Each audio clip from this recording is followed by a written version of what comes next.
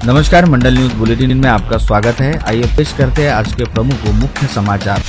विगत 8 मई को शिंदे गुट वाली शिवसेना के पार्टी प्रमुख तथा राज्य के उप मुख्यमंत्री एकनाथ शिंदे अमरावती के दौरे पर थे और उनकी प्रमुख उपस्थिति के बीच संत ज्ञानेश्वर सांस्कृतिक भवन में शिंदे गुट वाली शिवसेना का संभागीय सम्मेलन आयोजित था, जिसे लेकर प्रमुखता के साथ खबर प्रकाशित करते हुए दैनिक अमरावती मंडल ने कयास जताया था कि इस सम्मेलन के दौरान शिवसेना उबाटा की महिला नेत्री प्रीति बंड तथा भाजपा के कद्दावर नेता व पूर्व मंत्री जगदीश गुप्ता द्वारा डिप्टी सीएम एकनाथ शिंदे की उपस्थिति के बीच शिंदे गुट वाली शिवसेना में प्रवेश किया जाएगा, जिससे प्रीति बंड का तो शिंदे सेना में प्रवेश उसी सम्मेलन के दौरान हो गया, परंतु पूर्व मंत्री जगदीश गुप्ता ने उस दिन शिंदे सेना में घोषित तौर पर प्रवेश नहीं किया था। हालांकि वे उस कार्यक्रम के अलावा अन्य सभी कार्यक्रमों में डिप्टी सीएम एकनाथ शिंदे के साथ दिखाई दिए थे। वही अब यह जानकारी सामने आ रही है कि इस समय भाजपा से निष्कासित रहने वाले पूर्व मंत्री जगदीश गुप्ता अब भी शिवसेना की राह पर है और अब आगामी 8 से 10 दिनों के भीतर वे शिंदे गुट वाली शिवसेना में प्रवेश भी कर सकते हैं। यानी दैनिक अमरावती मंडल द्वारा विगत 2 मई को इस बारे में प्रकाशित की गई खबर बहुत जल्द पूरी तरह से सही व सटीक साबित होने जा रही है। यहाँ यह भी ध्यान दिलाया जा सकता है कि दैनिक अमरावती मंडल द्वारा अमरावती शहर व जिले सहित संभाग की राजनीति के बारे में आज तक प्रकाशित किए गए तमाम राजनीतिक आंकड़े हमेशा ही पूरी तरह से सही व सटीक साबित होते आए हैं।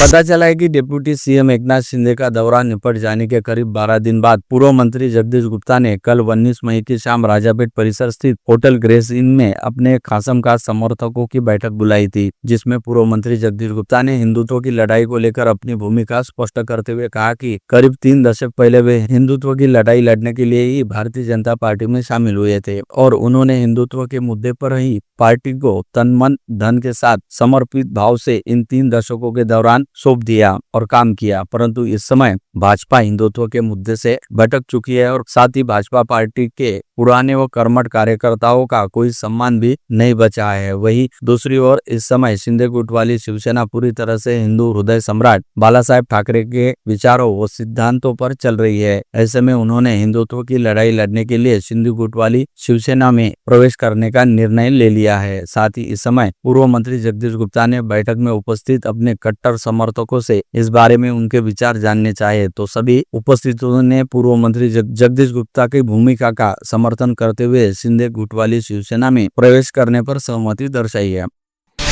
इस बारे में पुष्टि व पड़ताल हेतु जब दैनिक अमरावती मंडल ने शिंदे गुट वाली शिवसेना के वरिष्ठ नेता व जिले के पूर्व सांसद आनंदराव अड़सूल से संपर्क किया तो उन्होंने दैनिक अमरावती मंडल को बताया कि पूर्व मंत्री जगदीश गुप्ता का शिंदे गुट वाली शिवसेना में आना पूरी तरह से तय है।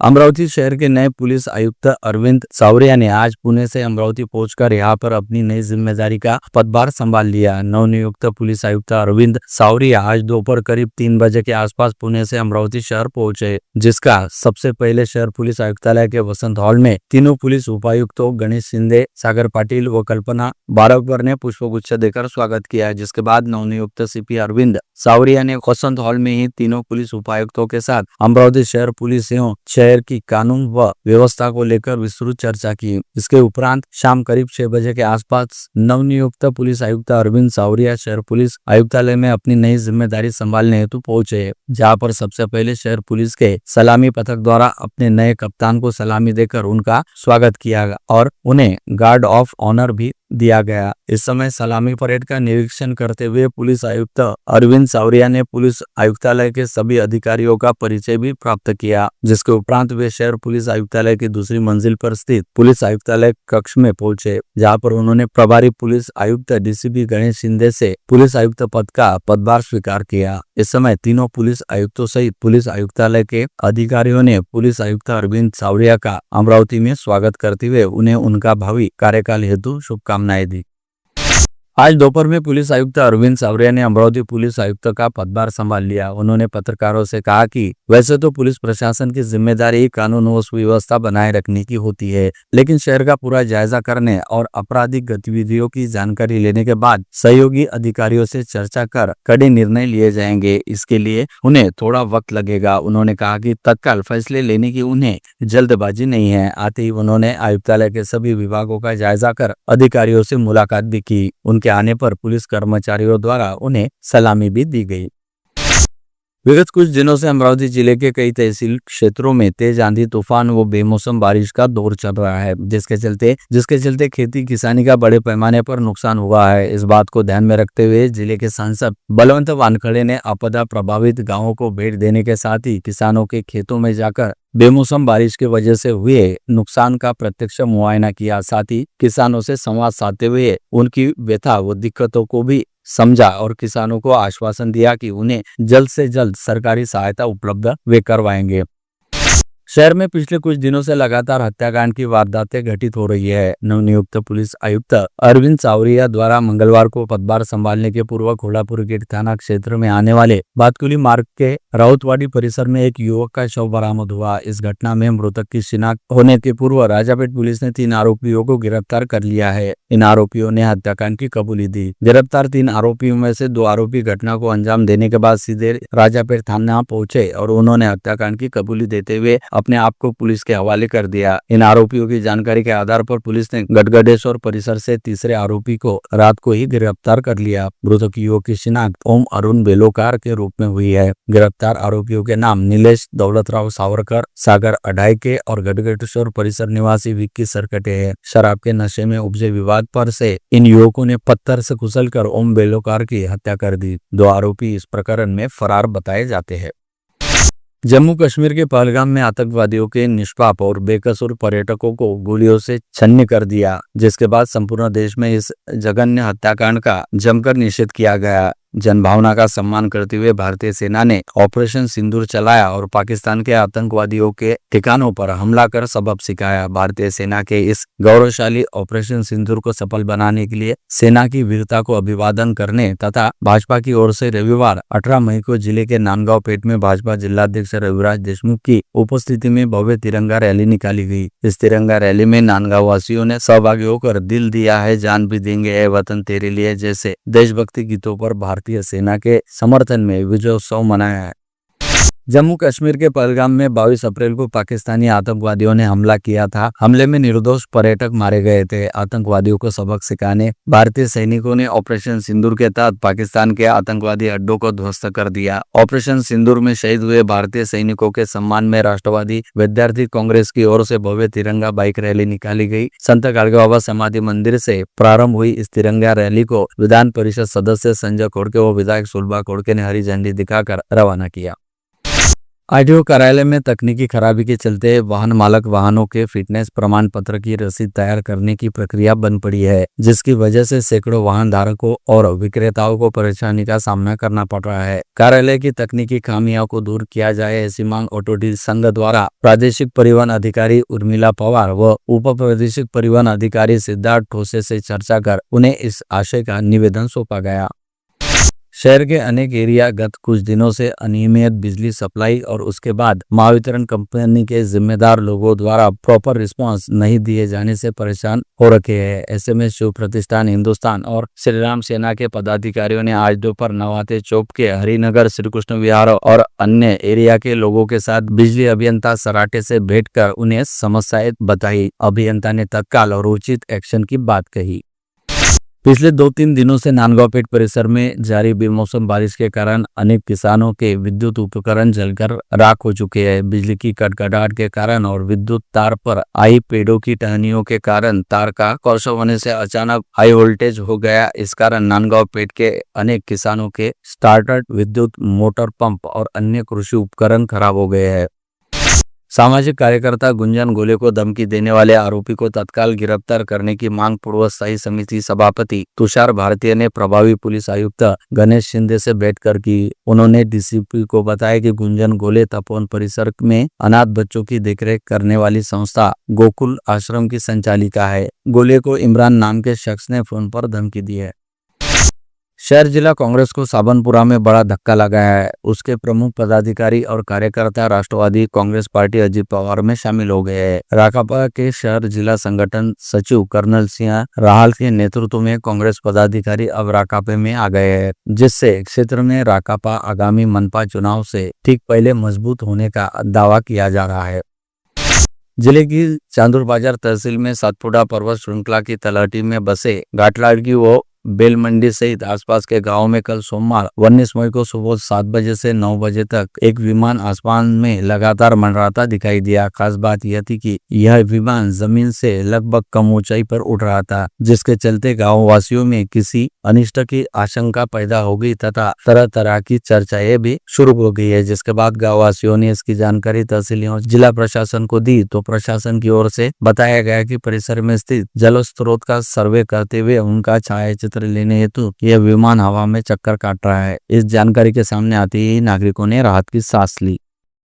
सर्वोच्च न्यायालय ने निर्वाचन आयोग सहित राज्य सरकार को आगामी 4 माह के भीतर स्थानीय स्वायत्त संस्थाओं के चुनाव करवाने का निर्देश दिया है, परंतु मनपा के चुनाव में प्रभाग रचना कितने सदस्य रहेगी और जिला परिषद में कितनी सीटों के लिए चुनाव होंगे यह फिलहाल अनिश्चित है, जिसके चलते मनपा की प्रभाग रचना एवं जिला परिषद की सदस्य संख्या को लेकर संभ्रम वाला माहौल है। वही दूसरी ओर गत रोज मनपा में हुई विभाग प्रमुखों की बैठक में मनपा आयुक्त ने संभावित चुनाव के मद्देनजर आचार संहिता लागू होने से पहले सभी अति महत्वपूर्ण कामों को तुरंत पूरा करवाने के निर्देश विभाग प्रमुखों को दिए हैं।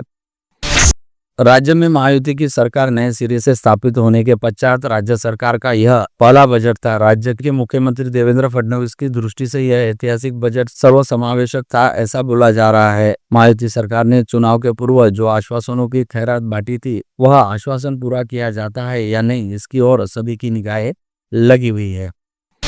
विगत 14 मई को आयकर विभाग द्वारा एकता आभूषण के अमरावती सहित अकोला व परतवाड़ा स्थित शोरूम पर एक साथ छापा मारकर इस सराफा प्रतिष्ठान के आर्थिक लेन देन से संबंधित दस्तावेजों को खंगालना शुरू किया था। छापे की यह कार्यवाही लगातार 132 घंटे तक चलती रही, जिसके बाद गत रोज आयकर विभाग के दलों ने अपनी कार्यवाही खत्म की और आयकर विभाग के सभी अधिकारी एकता आभूषण के तीनों प्रतिष्ठानों से निकल कर वापिस लौट गए, जिसके बाद एकता आभूषण के संचालकों सहित सराफा व्यवसाय से जुड़े सभी व्यापारियों ने राहत की सांस ली। उल्लेखनीय है कि एकता आभूषण पर आयकर विभाग का छापा पड़ने की खबर मिलते ही शहर सहित संभाग के कई सराफा व्यापारियों ने अपनी दुकानें व मोबाइल बंद कर दिए थे, जिसके चलते करीब 50 से 60% सराफा व्यवसाय ठप पड़ा था। और अब आयकर विभाग की कार्यवाही के खत्म होते ही एकता आभूषण सहित अन्य सभी सराफा प्रतिष्ठान पहले की भांति खुल गए हैं।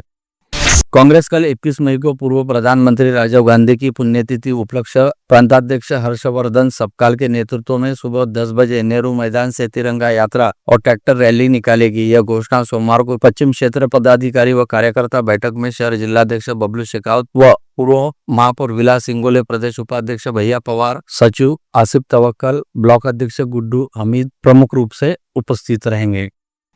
अमरावती शहर की अपराध शाखा यूनिट 2 ने जबरिया चोरी के 2 मामलों की जांच करते हुए 2 आरोपियों को गिरफ्तार किया, जिनके नाम केशव नारायणी व संजय खींची बताए गए हैं। आरोपियों के पास से 80,000 रुपयों का माल जब्त किया गया और दोनों आरोपियों को आगे की कार्रवाई के लिए राजापेट पुलिस के हवाले किया है। प्रेम विवाह के बाद कुछ वर्षों तक ससुराल में अच्छे से रखने के बाद एक 28 वर्षीय विवाहिता को धारनी ससुराल से प्रताड़ित कर घर से निकाल दिया गया। वह पिछले काफी समय से मध्य प्रदेश के पिंपलोद थाना क्षेत्र में गोंडवाड़ी गांव मायके में रहने लगी। अपने पर हुए अत्याचार के मामले को लेकर पति और ससुराल के अन्य सदस्यों पर कार्रवाई करने की मांग को लेकर वह पिंपलोद और धारनी पुलिस स्टेशन के चक्कर काटती रही, लेकिन न्याय न मिलने से हताश हुई इस महिला ने सोमवार को पिंपलोद पुलिस स्टेशन में ही जहर घटक कर आत्महत्या करने का प्रयास किया। गंभीर अवस्था में इस विवाहिता को खंडवा के सरकारी अस्पताल में भर्ती किया गया, जहाँ पर उस पर उपचार जारी है। आत्महत्या का प्रयास करने वाली महिला का नाम नेहा उर्फ निकिता मालवीय है, जबकि आरोप किए गए पति का नाम मालवीय है। नागरिकों को फर्जी आधार कार्ड तैयार कर देने वाले एक युवक को गुजरात के अहमदाबाद शहर के क्राइम ब्रांच के दल ने सोमवार 19 मई को अमरावती शहर से गिरफ्तार कर लिया। इस युवक की तलाश में पिछले 2 दिन से गुजरात की पुलिस अमरावती शहर में थी। गिरफ्तार किए गए आरोपी युवक का नाम अंजनगांव सुरजी के अजीजपुरा निवासी कलीम खान शब्बीर खान है। यह युवक अमरावती शहर के हबीबनगर में वर्तमान में रहता था। मध्य प्रदेश से धारनी परतवाड़ा मार्ग से होते हुए बुचड़खाना कटाई के लिए ले जा रहे 86 मवेशियों को अमरावती बजरंग दल के अजितपाल सिंह मोंगा की शिकायत पर चिकलदरा पुलिस के दल ने घटांग गांव के पास पकड़ लिया और उन्हें अंजनगांव रोड स्थित रासेगांव की गौशाला में पहुंचा दिया गया। जब्त किए गए मवेशियों के साथ 15 बैल जोड़ियों का भी समावेश है। गांधीनगर पुलिस थाना क्षेत्र अंतर्गत नवसारी रोड पर अपा होटल के निकट बीती रात एक युवक का अज्ञात दोपहिया सवार ने जोरदार टक्कर मारी। हादसे के बाद दोपहिया चालक मौके से फरार हो गया। पश्चात घटनास्थल के आसपास मौजूद लोगों ने घायल युवक को जमील कॉलोनी स्थित बेस्ट अस्पताल में इलाज हेतु भर्ती करवाया, परंतु जब तक उस युवक की मौत हो चुकी थी। मृतक युवक की शिनाख्त शेख शहबाज शेख हारून के तौर पर हुई है। गोपाल नगर के डीमार्ट गेट के सामने चोरी हुई होंडा एक्टिवा के मामले में राजापेट पुलिस ने छायानगर निवासी संतोष अरुणराव गुजर को गिरफ्तार कर उसके पास से चोरी हुई दोपहिया जब्त कर लिया है। अमरावती नागपुर राष्ट्रीय महामार्ग से अमरावती की दिशा की तरफ जा रहा आयशर ट्रक चालक को झपकी लगने से द्विभाजक पर चढ़ गया। दुर्घटना में कोई घायल नहीं हुआ, लेकिन वाहन और सरकारी संपत्ति का नुकसान हो गया। यह दुर्घटना रविवार मध्य रात्रि के दौरान शिवनगांव फतेहपुर के पास घटित हुई। नांदगांव पुलिस ने ट्रक चालक को कब्जे में लिया है।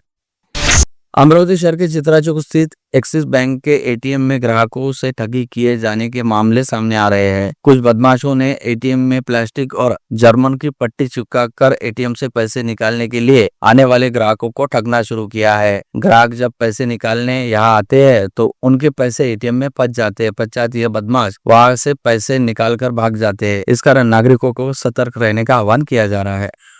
अर्जुन नगर में आज दोपहर 1 बजे उस समय अफरा तफरी मच गई जब खल्लार पुलिस की गाड़ी ने एक के बाद एक 3 कारों और वाहनों को टक्कर मार दी। बता दें कि पुलिस वाहन ने सवार तीनों कर्मचारी शराब के नशे में थे। इसके बाद जिन वाहनों की टक्कर में हानि हुई थी उनके चालक और मालकों ने विवाद किया। आनंद फानन में वातावरण तंग हो गया और सड़क का यातायात अवरुद्ध हो गया। गांधीनगर पुलिस और यातायात महकमा मौके पर पहुंचा। समाचार लिखे जाने तक बीच सड़क राडा कर रहे 5 लोगों को डिटेन किया गया। उनमें तीनों पुलिस कर्मचारियों को मेडिकल परीक्षण के लिए ले जाया गया। आगर गांव का 4 वर्षीय बालक तुषार भूषण गवाले सुबह से लापता होने की शिकायत दर्ज होते ही पुलिस ने जांच शुरू की थी, लेकिन इस लापता बालक का शव नदी में बरामद होने से खलबली मच गई। इस घटना की जानकारी मिलते ही आगर गांव में शोक छा गया। अटोल में रहने वाले श्रीराम सुरवटकर अपने बेटे के यहाँ जाने हेतु संभाजी नगर जाने के लिए निकले, लेकिन इसके बाद अचानक ही लापता हो गए। ऐसे में श्रीराम सुरवटकर की गुमशुदगी को लेकर अंधेरा पुलिस थाने में शिकायत दर्ज कराई है। मोर्शी पुलिस थाना क्षेत्र अंतर्गत 16.5 वर्षीय नाबालिग युवती को भगा ले जाने व उसके साथ शारीरिक संबंध बनाने के मामले में नामजद आरोपी संजय शामराव यूनाते को दोषी करार देते हुए वरुड के जिला व सत्र न्यायाधीश एएस आवटे ने उसे 7 वर्ष के कारावास व 5,000 रुपए के जुर्माने की सजा सुनाई। जुर्माना अदा नहीं करने पर आरोपी को 3 माह का अतिरिक्त कारावास भुगतना होगा। साथ ही दंड की रकम नुकसान भरपाई के तौर पर पीड़िता को सौंपी जाएंगी। इस मामले में सहायक सरकारी अभियोक्ता एडवोकेट सोनाली सुबोध क्षीरसागर ने प्रभावी युक्तिवाद किया।